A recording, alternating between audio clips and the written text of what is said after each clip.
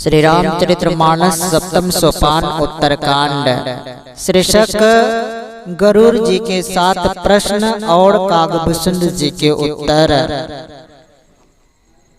बिरते चरम असि ज्ञान मद लोभ मोहर पुमारी, जय पाई सो हरि भगति देखो खगेश विचारी। वैराग्य रूपी ढाल से अपने को बचाते हुए और ज्ञान रूपी तलवार से मद, लोभ और मोह रूपी वैरियों को मारकर जो विजय प्राप्त करती है वह हरि भक्ति ही है। हे पक्षीराज, इसे विचार कर देखिए। पुनि स प्रेम बोल्यो खगराज,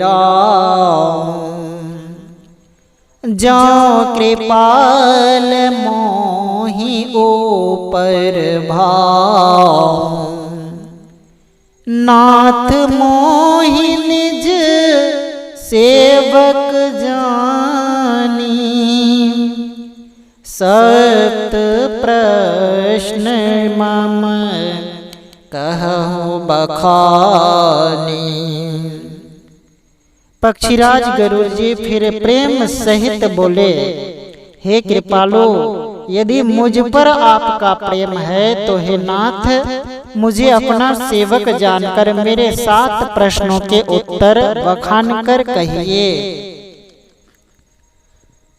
प्रथम ही कहो नाथ मति धीरा, सब ते दुर्लभ कबन शरीरा,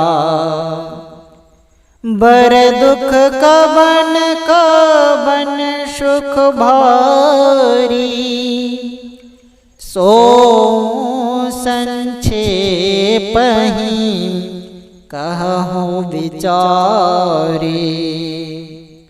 हे नाथ, हे धीर बुद्धि, पहले तो यह बतलाइए कि सबसे दुर्लभ कौन सा शरीर है, फिर सबसे बड़ा दुख कौन है और सबसे बड़ा सुख कौन सा है, यह भी विचार कर संक्षेप में कहिए। संत असंत मरम तुम जानहु, तिन्ह कर सहज स्वभाव बखानहु, कवन पुण्य श्रुति विदित विशाला, कहूँ कबन अघ परम कराला।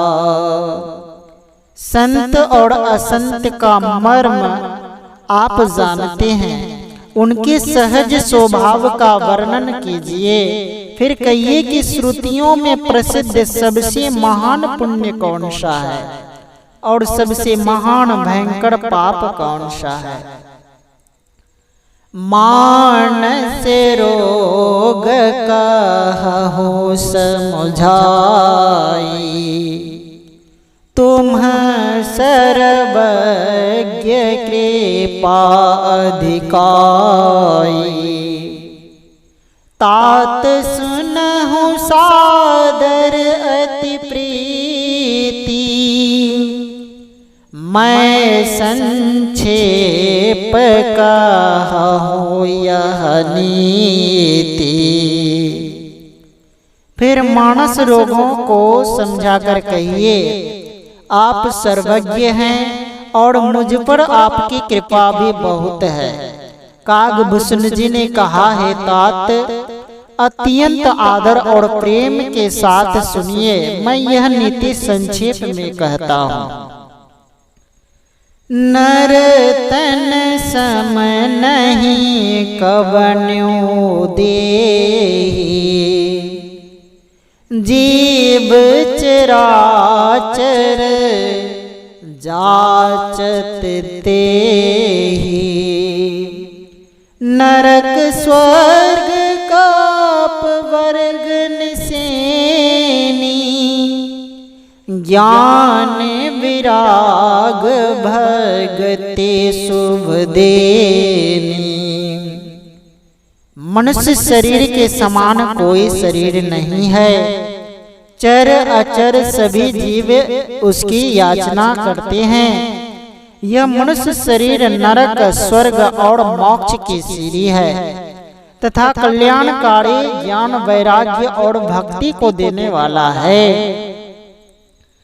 सोय तनु धरे हरे भजहि न जे नर, होहि विषय रत मंद मंद तर। कांच किरीच बदले लेहि, करते डाड़े परस मन देहि। ऐसे मनुष्य शरीर को धारण प्राप्त करके भी जो लोग श्री हरि का भजन नहीं करते और नीच से भी नीच विषयों में अनुरक्त रहते हैं, वे पारस मणि को हाथ से फेंक देते हैं और बदले में कांच के टुकड़े ले लेते हैं। नहीं दरिद्र सम दुख जग माही, संत मिलन सम सुख जग नाही। पढ़ उपकार बचन मन काया, संत सहज सुभाव खगिराया। जगत में दरिद्रता के समान दुख नहीं है तथा संतों के मिलने के समान जगत में सुख नहीं है। और हे पक्षीराज, मन वचन और शरीर से परोपकार करना यह संतों का सहज स्वभाव है। संत सहहि दुख परहित लागी, पर दुख है तो असंत अभागी। भोर्ज तरु सम संत कृपाला, परहित नीति सह विपत्ति विशाला। संत दूसरों की भलाई के लिए दुख सहते हैं और अभागे संत दूसरों को दुख पहुंचाने के लिए कृपालु संत भोज के वृक्ष के समान दूसरों के हित के लिए भारी विपत्ति सहते हैं। अपनी खाल तक उधरवा लेते हैं। सन एव खल पर बंधन करई, खाल कराए विपत्ति सहि मरई। खल बिन स्वार्थ पर उपकारी, अहे मूसक इब सुनो और गारी। किंतु दुष्ट लोग उनकी भांति दूसरों को बांधते हैं और उन्हें बांधने के लिए अपनी खाल खिंचवाकर विपत्ति सहकर मर जाते हैं। हे सर्पों के शत्रु गरुड़ जी, सुनिए, दुष्ट बिना किसी स्वार्थ के सांप और चूहे के समान अकारण ही दूसरों का अपकार करते हैं। पर संपदा विनाशी नासाही, जिमी ससिहते हिम उपल बिलाही। दुष्ट उदय जग आरती है तो, जथा प्रसिद्ध अधम गृह के तो। वे पराई संपत्ति का नाश करके स्वयं नष्ट हो जाते हैं, जैसे खेती का नाश करके ओले नष्ट हो जाते हैं। दुष्ट का अभ्युदय उन्नति प्रसिद्ध अधम ग्रह केतु के उदय के भांति जगत के दुख के लिए ही होता है। संत उदय संतत सुखकारी, बेस्व सुखद जिमि इंदु तमारी। परम धर्म श्रुति विदित अहिंसा, पर निंदा सम अघनगरी सा। और संतों का अभ्युदय सदा ही सुखकर होता है, जैसे चंद्रमा और सूर्य का उदय विश्व के लिए सुखदायक है। वेदों में अहिंसा को परम धर्म माना है और पर निंदा के समान भारी पाप नहीं है। हर गुर निंदक दादुर होई, जन्म सहस्त्र पावतन सोई। द्विज निंदक बहु नरक भोग करी, जग जनमय व्यायस सरेस धरी। शंकर जी और गुरु की निंदा करने वाला मनुष्य अगले जन्म में मेढक होता है और वह 1000 जन्म तक वही मेढक का शरीर पाता है।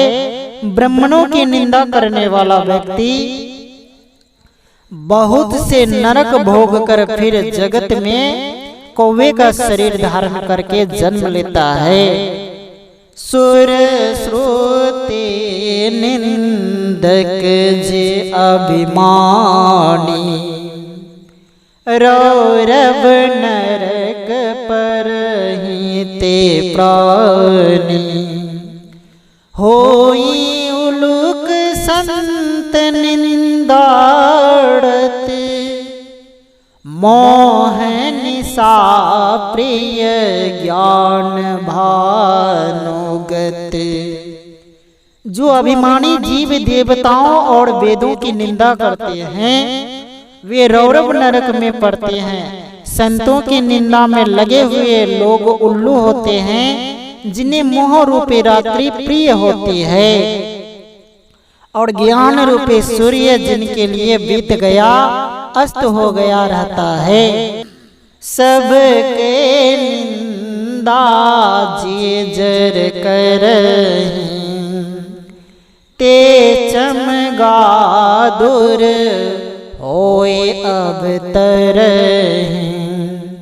सुनहु तात अब मानस रोगा, जिन्हें ते दुख पावई सब लोगा। जो मूर्ख मनुष्य सबकी निंदा करते हैं वे चमगादड़ होकर जन्म लेते हैं। हे तात, अब मानस रोग सुनिए, जिनसे सब लोग दुख पाया करते हैं। मोह सकल व्याधिन कर मोला, तिन्ह ते पुण्य उपजहि बहुसूला। काम बात कफ लोभ अपाड़ा, क्रोध पित नित छाती जाड़ा। सब रोगों की जड़ मोह अज्ञान है। उन व्याधियों से फिर और बहुत से शूल उत्पन्न होते हैं। काम बात है, लोभ अपार बरा हुआ कफ है और क्रोध पित्त है जो सदा छाती जलाता रहता है। प्रीति करही जौतेनियो भाई, उपजई सन्ने पात दुखदाई। विषय मनोरथ दुर्गम नाना, ते सब सूल नाम को जाना। यदि कहीं ये तीनों भाई वात पित्त और कफ प्रीति कर ले मिल जाएं, तो दुखदायक सन्निपात रोग उत्पन्न होता है। कठिनता से प्राप्त पूर्ण होने वाले जो विषयों के मनोरथ हैं, वे ही सब स्थूल कष्टदायक रोग हैं। उनके नाम कौन जानता है, अर्थात वे अपार है। ममता दादो कंडो ईर्षाई, हर्ष विषाद गरह बहुताई। पड़ सुख देखी जरनि सोई छई, कोष्ठ दुष्टता मन कुटिलई। ममता दाद है, ईर्ष्या डाह खुजली है, हर्ष विषाद गले के रोगों की अधिकता है। गल कंठ कंठ माला या घेगा आदि रोग है। पराये सुख को देखकर जो जलन होती है वही क्षय है।